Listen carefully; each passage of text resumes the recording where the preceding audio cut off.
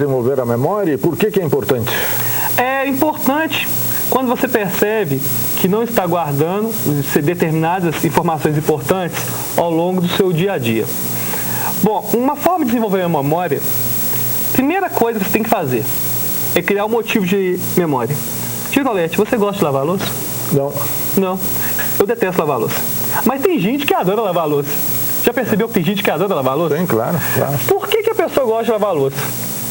Porque, na verdade, eu acho desleal a luta do sabão com a gordura. A gordura sempre vence, principalmente se ela chamar o plástico, que é amigo dela. Mas por que tem gente que gosta de lavar a louça? Porque ela criou um motivo. O motivo da limpeza. Então a pessoa lava a louça porque ela sabe que depois vai ficar com uma louça limpa. Mas, então, a pessoa quer fazer vestibular para medicina. Ela precisa saber tanto geografia? Eu não gosto de geografia. Para que eu tenho que saber geografia? Tem que criar um motivo.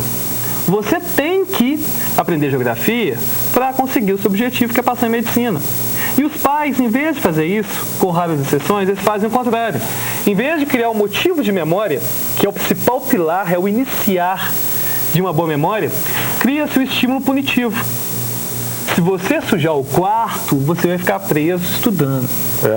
Aí a criança vai sempre associando a aversão ao estudo, A punição ao estudo. Sendo que o pai tem que chegar para a criança, tá andando assim no carro, ô filho, parece que aquele carro lá tá parado, não tá? Mas ele tá andando, não tá? Tá, pai, por quê? Ah, é porque ele tá na mesma velocidade que a gente. Se você mostra para a criança que o dia a dia tem estudo e que para ela poder fazer aquilo que ela quiser, ela vai ter que estudar, vai ter uma recompensa muito mais satisfatória do que você prender o coitado dentro do quarto para ter que estudar alguma coisa. Claro. Além do mais, você usa a oralidade para ensinar alguma coisa ao filho. Com certeza. Do que aprender tudo pelo livro. Com certeza. E aí a cultura que os pais têm, os professores têm, pode ser transmitida aos filhos, aos alunos, não é isso? Certamente. Como desenvolver a memória, Alberto? Bom, a primeira, melhor forma de desenvolver memória, a priori, Ivan Esquerdo, inclusive, que é um grande neurocientista, costuma dizer no livro Arte de Esquecer, que o mais importante é a leitura. Por que a leitura? Porque quando você lê, por exemplo, a palavra árvore, você lê, a árvore é verde. Árvore, você inconscientemente busca no seu arquivo todas as árvores que você já viu na sua vida.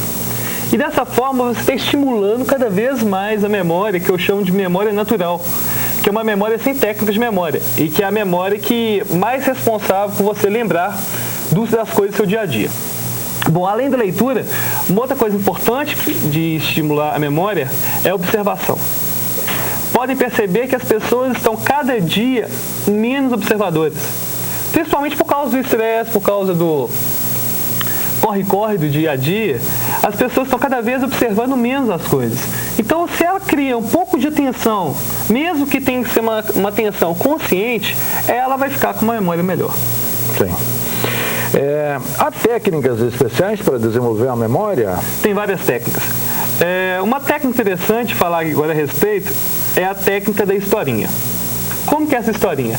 É uma técnica que inconscientemente muita gente utiliza.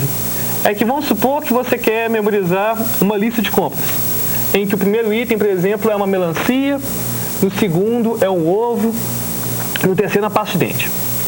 Aí você imagina que tinha uma melancia muito feliz na sua cozinha, que pensou, vou fritar ovos para eu comer. Aí a melancia chegou, levantou, não me pergunte como, mas ela fez isso. Ela abriu os ovos e começou a fritar os ovos. Aí ela percebeu que não tinha colher para pegar os ovos. Nossa, vou usar uma pasta de dente para poder pegar o ovo que está frito. E com a pasta de dente, a melancia começou a comer o ovo. Pode parecer idiota, mas usando a técnica da historinha, você é capaz de lembrar da melancia, capaz de lembrar do ovo, da pasta de dente e quantos itens forem necessários para a memorização. Não há possibilidade de esquecer a história, professor? Não há possibilidade pelo seguinte, porque quando você, vamos supor que você está na rua, aí você na rua está vendo uma mosquinha voando.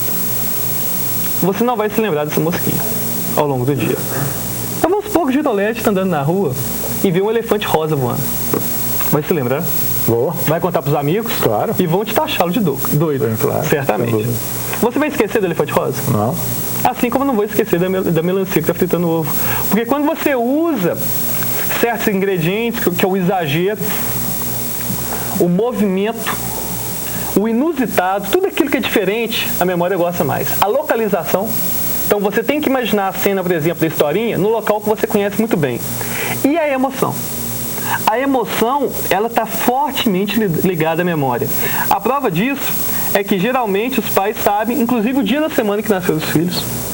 Ou então, quando acontece um fato muito chocante, a queda das Torres Gêmeas, você lembra exatamente o que você estava fazendo no momento. Sim. Porque é uma coisa tão chocante, claro, que aquilo prende atenção. Então, por que não utilizar esses elementos de maneira didática? Sim. Como motivar, por exemplo, os alunos, tanto para a leitura quanto para desenvolver a memória? Bom, o importante com a criança é sempre motivar o lúdico. Sim. Então você tirando a punição e mostrando que ela, com os livros, ela consegue encontrar diversos personagens que não estão no dia a dia. E você interagir com a criança é importante. Você não deixa o livro ser apenas um objeto, como se fosse um brinquedo da criança. Usa o livro para a criança ler, você lê também. Discute com a criança a respeito do livro. Nossa, mas você não imagina o que vai acontecer. Aí a criança, nossa, o que será que vai acontecer? Aí você vem instigando cada vez mais a vontade da criança em ler o livro até o final. Quando falamos da memória, estimula o seu filho, por exemplo, vamos supor que ele tem que ir na padaria, a criar uma historinha envolvendo os temas. Se ele que, por exemplo, se você em casa quer fazer, por exemplo, um discurso, uma palestra, qualquer coisa assim, divida o discurso em palavras-chave e cria uma historinha inusitada envolvendo todas as palavras-chave. É claro que existem diversas técnicas de memória que eu abordo no livro, mas essa da história, eu acho que é a mais fácil de ser aplicada. A pessoa pode agora estar assistindo em casa e aplicar em casa. Perfeito. Por que os brancos da memória, Roberto? Excelente pergunta. O branco surge da seguinte maneira: sempre quando vem uma preocupação, você tem o branco. Por quê?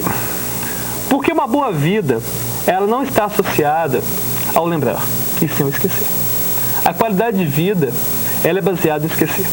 Quando perdemos um ente querido, nós no dia da perda sentimos uma dor que a gente não sente anos depois. Não é por insensibilidade, é por uma questão fisiológica. Tudo aquilo que te faz mal, você esquece. Sim. Então vamos supor... Até um mecanismo de defesa. É um mecanismo de defesa. É importante, mas vamos supor que você, por exemplo, vai fazer uma prova de matemática.